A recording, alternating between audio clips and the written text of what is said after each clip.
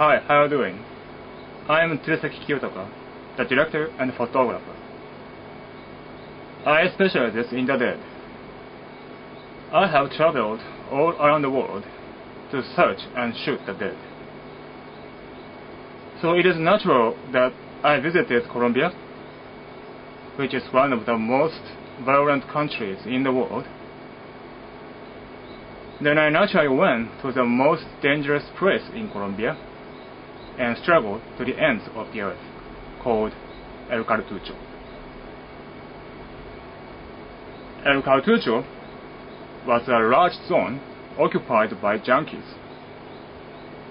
Of course, many drug dealers took up hideouts and black market was active. By the way, El Cartucho was so-called Rue Morgue. There were many funeral homes surrounding Institute of Legal Medicine, and OROZCO was a resident in Rue Morgue. I often visited there because many corpses could be found every day. Actually, I'm interested in embalming, but when I met OROZCO for the first time, I was so fascinated by his being itself. Plus, I realized that the coverage of embalming at the most dangerous place in the world made special sense. I believe the embalmer in El Cartucho symbolizes the violence and death in Colombia. Especially OROZCO's presence is the symbol of Colombian modern history of violence, or the essence of violence itself. I believe embalming was prayer. Prayer is just the very thing which have universal value in the killing field. My impression is that the people in El Cartucho were as religious as the other Colombian ordinary people. Some are pious, all the more pious,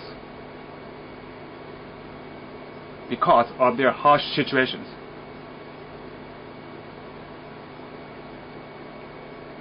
OROZCO didn't believe anything, but he had a prayer. OROZCO was a very unique person. He was dangerous. He smelled of blood. He was stubborn. He was disinterested. He was gentle. He was modest. And he was strong as well. He stayed in his small studio and embalmed 5 to 10 bodies every day. He lived a very simple life and had worked as an embalmer for more than 30 years. In short, he was a sort of martyr. Before his career as an embalmer, he was an inspector of the police. Then, he tortured and killed innumerable citizens in the age of violence.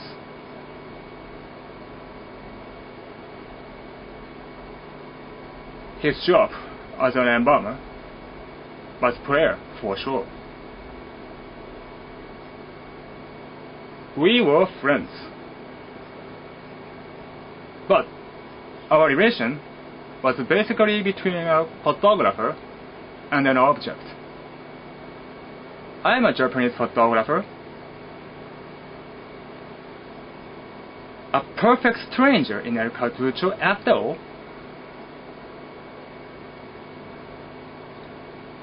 His lifestyle was simple and he was stoic like a martyr. He didn't ask me anything. He might not be interested in me at all. One thing he loved was solitude. But though I was always beside him, he didn't care.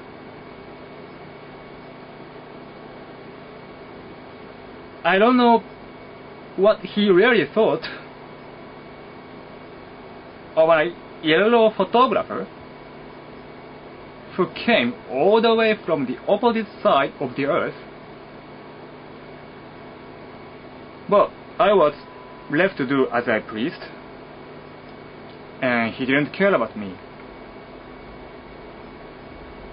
My opinion is that our collaboration made him raise some kind of his desire to leave the proof of his existence before his own death coming up. Anyway, he left me free to shoot him. He accepted me.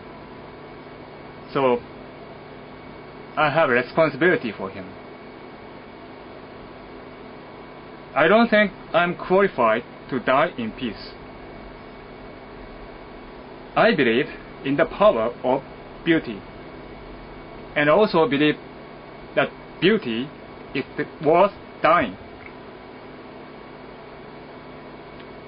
I can take a mortal risk for beauty. I am struggling for the freedom of expression. However antisocial or obscene it is, expression mustn't be restricted, absolutely.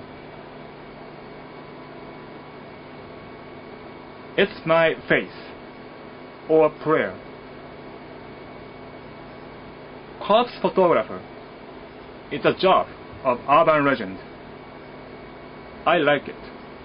It's cool, isn't it? I believe that the corpse is one of the extreme objects, and dealing with it as an artist is worthwhile. So, I am very, very proud to be a corpse photographer.